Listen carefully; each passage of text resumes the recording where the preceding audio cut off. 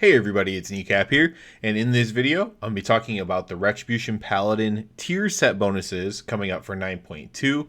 These were data mined earlier this evening as of me recording this. I'm going to talk about them a little bit, what I think about them, and what I think it could mean going forward for Rep Paladins in general. So let's go ahead first and take a look at what they are for the Rep Paladins. First of all, they're called Ashes to Ashes, so they're really playing into the Wake of Ashes is what it's actually playing into, but we also have Ashen Hollow, technically, really playing into that. It's a 2-set. When you benefit from Art of War, you gain Seraphim for 2 seconds. And then the 4-set is Art of War has a 50% chance to reset the cooldown of Wake of Ashes instead of your Blade of Justice. So 50-50 shot there on whether you get to do more damage / it's also AoE damage with your Wake of Ashes, and then that's also 1 extra holy power as well. And before we talk a little bit about what this might mean, I think this kind of hits they've been very consistent in this expansion as far as Rat Paladin goes, because these the tier set bonuses are kind of cool, but they're not overpowered at all. They're just kind of cool. They kind of work. You can say that about our legendaries as well. They're not overpowered like a Venthyr Boomkin, but they're pretty good. You know, they're like 6 to 8% for a couple multiple legendaries of increased DPS. Same thing with some of our talent builds, our covenant choices. We have good stuff, but none of it's overpowered. And it seems like really well thought out compared to some other classes that sometimes get very underpowered abilities or very powerful abilities, but for some reason we can never get lucky enough to get like the very, very powerful. Divine Resonance was kind of that, but even before it was nerfed, it wasn't completely overpowered. It was just better than what it was now, right? So it still wasn't like a Venthyr Boomkin legendary, for example. It was just really good. Don't get me wrong, but it was not that outlier thing. And they still immediately nerfed it to put it back in line, which is kind of crazy if you think about it. So the 2-set bonus is let me pull that back up. The 2-set bonus is when you benefit from Art of War, you gain Seraphim for 2 seconds. So Art of War is the thing that can reset your Blade of Wrath or your Blade of Justice, and you can take this Blade of Wrath talent. Now, because of the way these set bonuses work, this is going to pretty much be a mandatory talent, at least once you have these set bonuses, Blade of Wrath, because it's going to occur 100% more often. So when you have this thing taken, this talent Blade of Wrath taken, in let's say like a 5-minute single target fight, well, obviously single target, but it's going to I say obviously single target because it's a single target ability, but you will have maybe let's say like 20 procs or something throughout like a 5-minute fight, and it can be more or less than that, but just that's like a roundabout pretty good number. So maybe 10 of those will be Wake of Ashes then at 50% chance. It's not always going to be 50-50, obviously. So you could get 10 free Wake of Ashes. If that's during your execution sentence window, during your 1-minute cooldown window, that becomes quite powerful.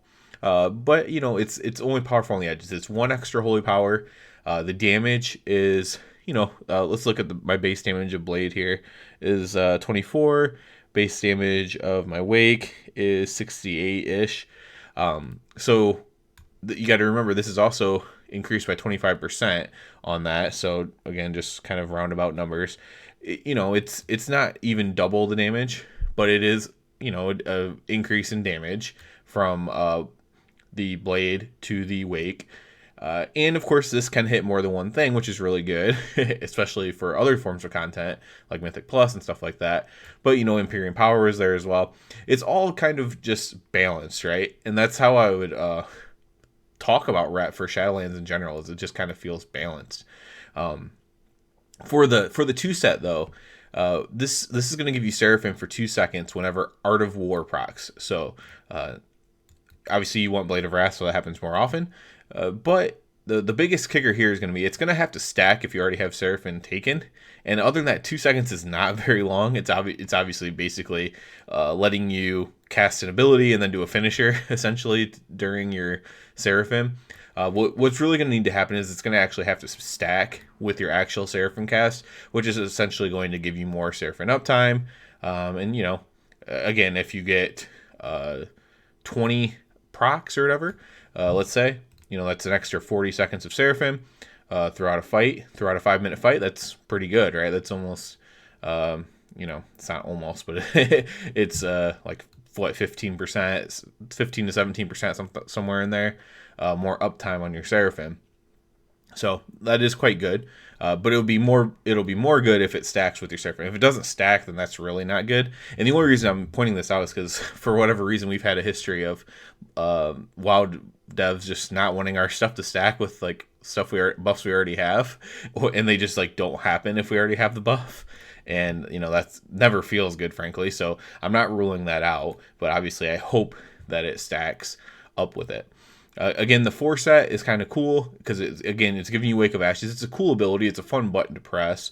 It's not going to be hyper overpowered. You're going to get more holy power. So it's going to be if it procs during your wings and stuff like that. That obviously makes it much, much better.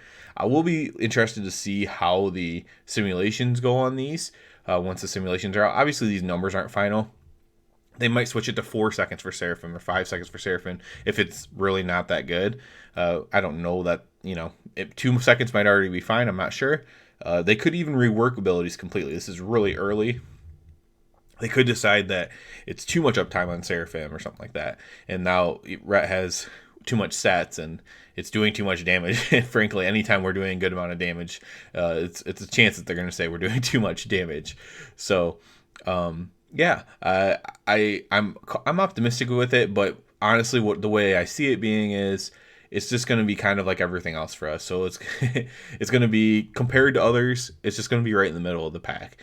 Compared to other set bonuses, there's going to be some that are very, very powerful. There's going to be some that are a little lackluster that'll probably get buffed, and some of those buffs will then surpass us and will fall down from the middle of the pack to like the bottom third, maybe the top of the bottom third, but we fall down a little bit. And that's kind of how we've been all through Shadowlands with everything. And, like I said, they almost put too much thought into the ret stuff, I feel like, because they kind of have us just cornered in this tiny little area and they don't really want us to get out of it. And I definitely don't see these set bonuses doing anything special to get out of that. I mean, RNG, you can always have some really lucky RNG just constantly proccing your Wake of Ashes during your opener or something like that, right? And that's always a possibility. And it can, create some variance with it. But generally, pull to pull, it's obviously going to be a cool thing. It's going to be a buff. It's going to be, it's a set bonus. It's a buff for everybody, essentially. But I just don't see this one being like a hyper good one. In some ways, I would almost like, I don't know what the overpowered number would be to just like almost give Seraphim at 100% uptime, for example. Obviously, I think that would be overpowered, but something like that, just something more cool, I think would be nice that made us feel powerful. Even if it was like a pure single target powerful or a pure multi-target powerful, like in Legion, we had times where we were pretty good in Legion in general, but there were times where multi-target, especially, where you were just completely overpowered. It felt like, and I'd like to have that a little bit, and I don't think that this is really going to solve that. So I am optimistic. I do like it. I don't think it's a boring thing. I like that you can proc your Wake of Ashes. I mean, it's a cool ability. Everybody wanted it, to keep it after Legion. We had to spec into it in BFA, and then they just made it baseline. So being able to proc your Wake of Ashes is cool. Everyone's going to like the way it feels, I feel like, even if the amount of damage isn't going to be, superb on a pull-to-pull basis, especially perhaps compared to some of these other set bonuses as of now that appear to be kind of powerful. I know there's like a Warlock one that looks a little bit broken. I think there was a Mage one that looked pretty good as well.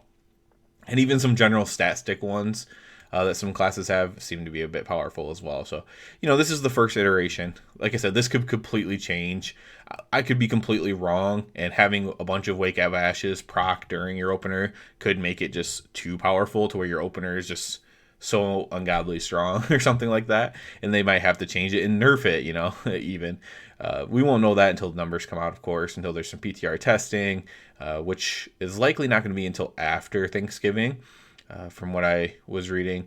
So that the PTR testing probably isn't going to be until like December, beginning of it. So at that point, I'll be on there. I'll be testing it out myself, trying out some different combinations and stuff, trying out the double legendaries, and just kind of seeing how that all works. So stay tuned for some more Ret Paladin videos coming out. There's going to be a lot of stuff here with between the set bonuses, the double legendaries, and we're going to learn more and more stuff as the PTR does come out. And I'm always going to stay active and stay current on all the Ret Paladin stuff, as anybody who follows the channel knows. So as always, I do ask you to please subscribe to the channel. It helps me out so much. And other than that, everybody, have a good one.